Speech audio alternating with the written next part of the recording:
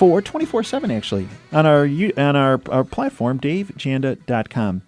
We focus on a number of different issues that I believe the bought-off lamestream fake media is either not telling you about, or what they are telling you about is not exactly accurate, and that's being diplomatic and kind. One of the issues that we have focused on was the surveillance system that our government has been utilizing against every American in an illegal fashion. We've taken a lot of heat from that. Actually, we first started speaking about this about the end of 2010. This show went live the end of October of 2010, and within the first couple weeks, one of our first guests was Paul Rosenberg, who was speaking about how the government was in our business 24/7. I must say, when we first started speaking about this, folks said, well, that Paul Rosenberg was a really nice guy, but he's a little paranoid, Dave, having him on the show because, well, he seems to think our emails, phone calls, internet activities, financial transactions are, all of ours are being watched by the government and monitored. And, well, Dave, all the American public, for the most part, isn't doing anything illegal, so they're probably not doing that. You should probably tell Paul that he should, be a little less paranoid. Well, in fact, those same people who said that, less than a year later, were coming back to me saying, he was ahead of the curve. He was really telling us. Well, really, Paul was just presenting information that our next two guests came forward with in 2001 and became whistleblowers. They are the two most,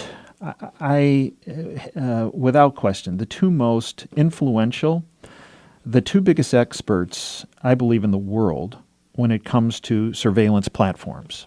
Bill Binney and Kirk Wiebe. They have become, maybe they don't like the fact, but they have become regular guests on this show and this platform. A little background on both. Bill Binney is a former highly placed intelligence official with the United States National Security Agency. He turned whistleblower and resigned from the NSA on October 31st, 2001, after more than 30 years with the agency. He was a high-profile critic of his former employers during the George W. Bush administration. Bill continued to speak out during Barack Obama's presidency about the NSA's data collection policies and continues to give interviews regarding his experiences and his views on interception of communication of American citizens by governmental agencies. Bill was a Russian specialist, worked in the operations side of intelligence, starting as an analyst, ending as technical director, prior to becoming a geopolitical world technical director. In the 90s, he co-founded a unit on automating signals intelligence with the NSA research chief, Dr. John Taggart. Bill's NSA career culminated as the technical leader for intelligence in 2001. Kirk Wiebe is a retired National Security Agency whistleblower who worked at the agency for over 32 years. During Kirk's tenure there, he received a Director's CIA Meritorious Unit Award and the NSA's Meritorious Civilian Service Award, that agency's second highest distinction for work against foreign strategic weapons system. Kirk Wiebe, together with colleagues Bill Binney, Diane Rourke, and Ed Loomis, blew the whistle on NSA mismanagement and waste of billions of dollars in a complaint to the Department of Defense Inspector General. Unfortunately, well, you know how that always turns out. Unable to stay at the NSA any longer in good conscience, Kirk, along with colleagues Binney and Loomis, retired in October of 2001. Since retiring, Kirk has made several key public disclosures regarding NSA's massive surveillance program subverting the U.S. Constitution. It's my honor to welcome the great Bill Binney and Kirk Wiebe to Operation Freedom. Bill and Kirk, welcome. Thank you, Dave. Thank you, Dave. Okay, let's start with a civil suit, actually, that I believe very few, if any, of our listeners are familiar with. This is Elliot Shukart against, if you will, the United States government. And Bill and Kirk, you have become very involved in this. Basically, and tell me if I have this wrong, the plaintiff, Elliot Shukart, contends that the United States government, if you will, quote, unlawfully intercepted, assessing, monitoring, and or storing his private communications. Is that an accurate assessment of what this is all about? Bill? Could you repeat that, Dave? I lost you there. That the complaint that Ed Shukart has filed contends that the defendants, the United States government, are unlawfully intercepting, assessing, monitoring, and or storing his private communications. That's correct. So educate all of us, Bill, on why this is so important, this case. Well, because it addresses the bulk acquisition of data of U.S. citizens by the United States government. And it lists as exhibits some of the files from the Snowden material, which I have personal knowledge and experience with since I built half of some of them. So I know exactly what they're doing. And I know that our government is still collecting massive amounts of data on U.S. citizens without warrants. And that's a violation of at least at a minimum, the Fourth Amendment, but certainly the First. And they use this data against U.S. citizens in a court of law, but never present that data as evidence that they used to arrest them. And so that they're violating the Fifth and Sixth Amendments also of the Constitution. And there was a recent court ruling. Am I wrong on this, Bill and Kirk? There was a recent court ruling allowing this complaint, this case, to move forward, correct? Yes. The court has said they will hear oral arguments on the case in September. And this is significant because usually the court system tries to repress these type of cases to block them from going to trial. That's correct. Both Kirk and I have affidavits in on the Ninth Circuit EFF lawsuit against the government for doing exactly the same thing. And that's been going on for, 6 years, 7 years. They keep slow rolling it. And Kirk, this is a significant development, wouldn't you say, for the benefit of the American public? Well, it's very significant, Dave, because this particular case, there have been previous and are ongoing other suits against NSA, but they're all log jammed and being delayed by the government. No case has made it to this point, as we find in the Schuart filing against NSA in the Third Circuit. So this is really important to watch what happens next. Now, folks, we're speaking with the great Bill Binney and the great Kirk Wiebe, national security platform experts extraordinaire. Bill, and Kirk, I read your affidavits on this case. And there was something that came out in your affidavits. It actually was, I would say, fairly depressing when I read it. In your affidavits, you speak about something called the President's Surveillance Program that was implemented in October of 2001. Correct? Yes. Yeah. Well, that's basically when they announced it to Congress. The 4 members of Congress, the chair and ranking members of the House and Senate committees. And educate our listeners in what the President's Surveillance Program was and is.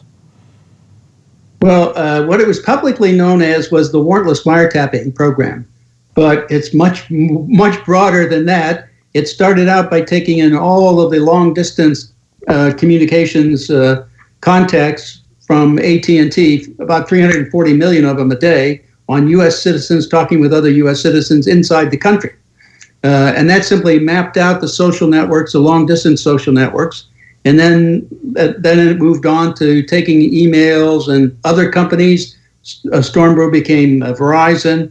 Then they took in local phone calls and local emails. And it eventually, throughout 2002, expanded. 2002 to 2004 was expanding to collecting everything U.S. citizens did.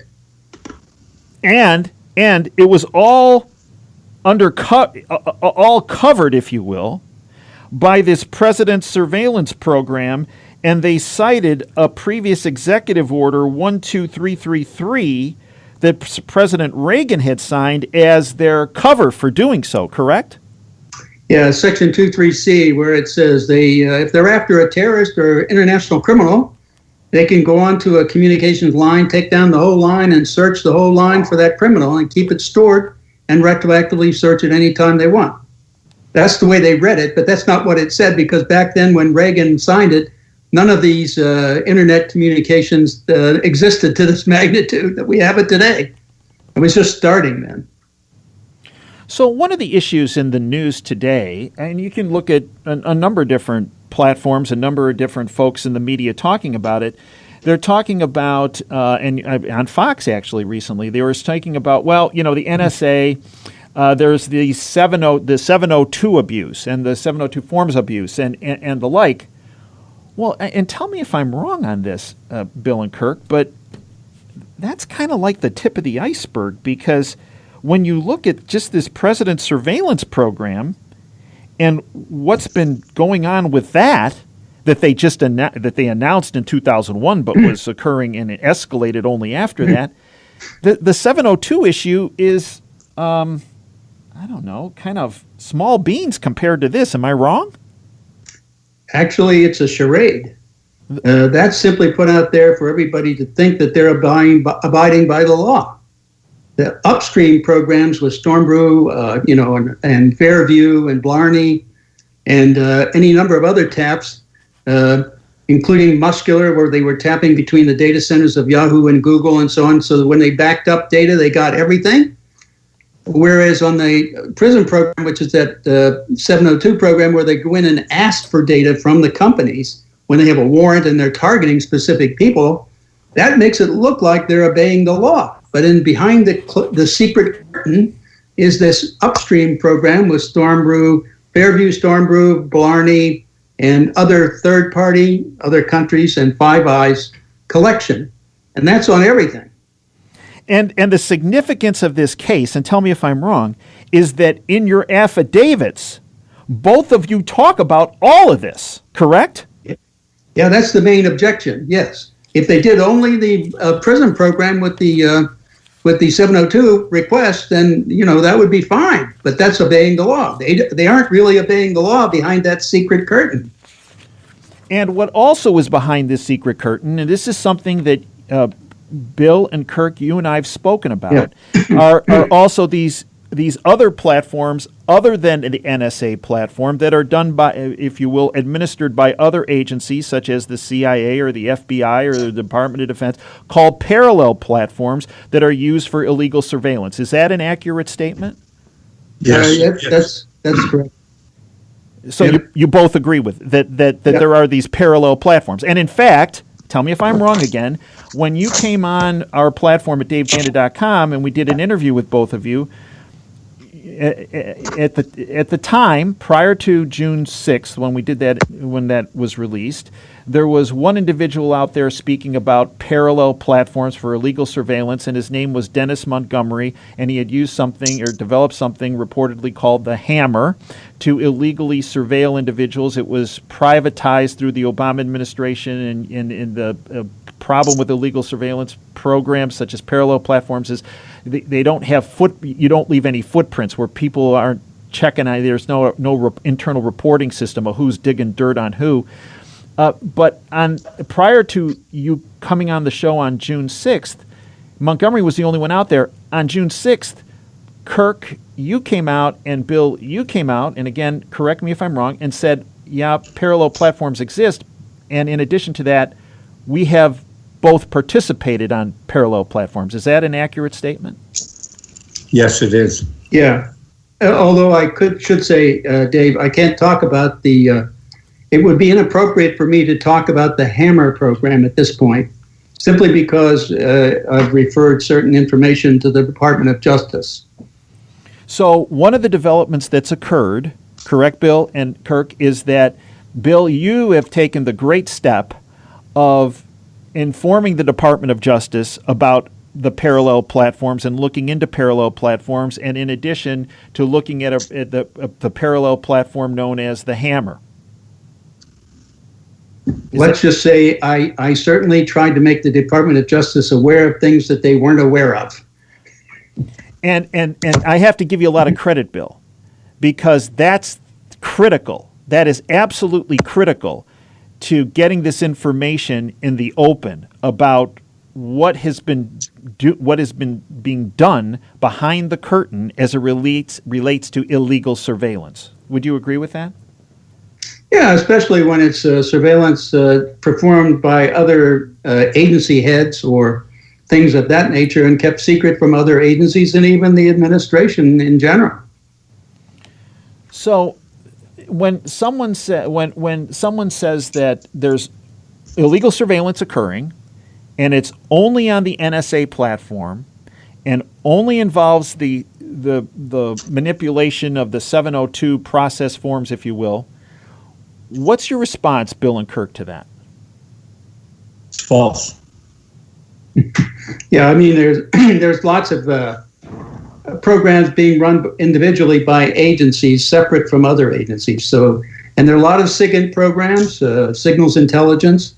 It's not just NSA doing it. So, yeah. And since you've been on this show, the last time you were on was June 30th, I believe. June 23rd, actually. And has any information been presented that has made you alter your position from what you have previously said on this show? No. Bill? No. Kirk? No. Okay. And in the past, we've spoken about the hammer, and Bill, you're not speaking about it because of the information you've now provided to the Department of Justice. But Kirk, on May 30th, when we first had you on the platform, you had reviewed a lot of documentation and information about Dennis Montgomery, who had provided information on parallel platforms. And you put forward a statement. May I read it? Sure. Please do. And this is what you sent to me. Dave, all the documents you sent testify to the effect that Dennis Montgomery was involved in developing surveillance methods for the United States government that the latter entity believed would pose grave danger to the national security if divulged. In reviewing them, I did not see anything questionable that would indict what Dennis has said. Kirk, do you still stand behind that? Absolutely. And Bill, did you feel it was the information you had reviewed was of concern enough that you felt that you needed to speak with people at the Department of Justice about that? I think the short answer I would say is yes, and that needs to be investigated. Right. And Bill, many people, and Kirk, you the two of you, put your lives on the line in 2001 and put your lives on the line to this day. You have, you're both very kind people, two of the nicest people I know. But as an outsider looking in, you were treated both very poorly by our government by coming forward. And by that I mean both of you, when Robert Mueller was the director of the FBI, both of you had your doors kicked in, correct? Yes. And they were kicked in because both of you had the courage to let the American public know that there were things occurring behind the curtain when it came to the violation of their constitutional rights. Is that a fair assessment? Yes. Can I only modify one thing there, Dave? Please do. They didn't actually kick the door in. They rang the doorbell. Oh, but they came in with their guns drawn. They what? They came in the house with their guns drawn, pointing it at my family. Yeah. And me, so. So many people, when they hear that, they say, wait a minute.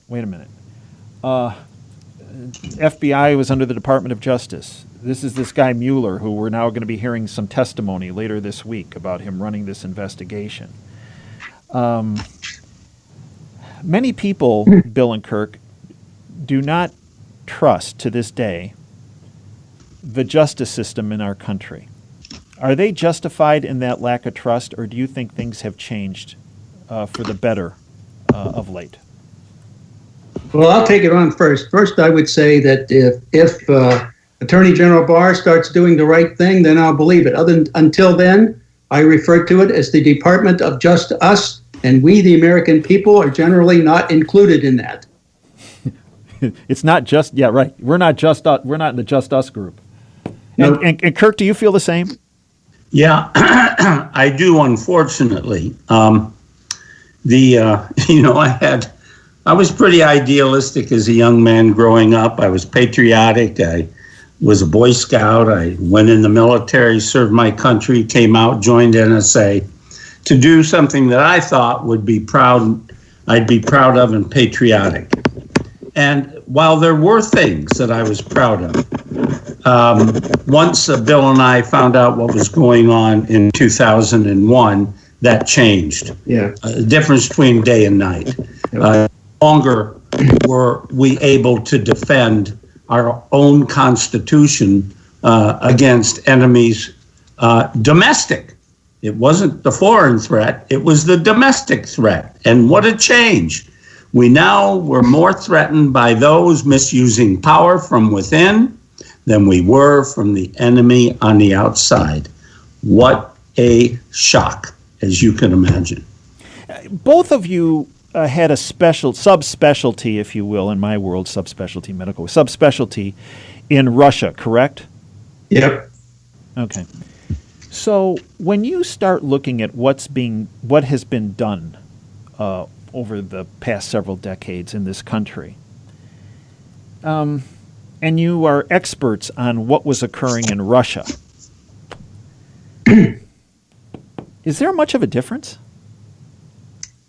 Yeah, well, I mean, it's much more efficient the way we're doing it than the way they did it, because we're doing it with all electronic data and all digitally stored and manipulable and searchable. So, I mean, even the Wolfgang Schmidt, the former lieutenant colonel in the East German Stasi, said about the NSA surveillance program, he said, for us, this would have been a dream come true. And that's what I would say about the KGB and the MVD and the Soviet Union. Let me. This is a question I've never asked either of you. Let's make Bill Binney and Kirk Wiebe 40 years younger, when you were just starting your careers. Would you apply to the NSA today for a job? What would Bill and Kirk? What would each of you do right now? Would you apply to the NSA? Would you apply to a different federal agency to work, or would you just stay clear of the government? I personally think I'd still try to infiltrate them from the bottom up and change it. Kirk? I don't know. It's hard. Yeah. It's hard to answer because the degree of corruption, the fact that it's everywhere, would give me pause to go to work for the government, unless I were almost handpicked for a very specific reason by someone I looked up to and could trust. You can't walk into any agency these days and have that feeling. You don't. It's a minefield out there. The political cross currents that are undermining. There's no clear dedication to the Constitution anymore. Everything is optional. Law enforcement is spotty, and it seems to be whatever the popular thought and feeling is the basis for a lot of legal decisions. So we're at a very tenuous time in our country, and I hope we can steer it back on track, where the law, the rule of law, and that includes the Constitution, is in full effect, not optional. You know, it's interesting that you make that statement, Kirk, because a couple weeks ago I had General Tom McInerney on this show, and he said a very similar statement, that he believes our country is at a critical juncture, and that if the rule of law is not reestablished post-haste, that it will be forever lost, and our country will have fallen off the cliff. Yep. True. Next question.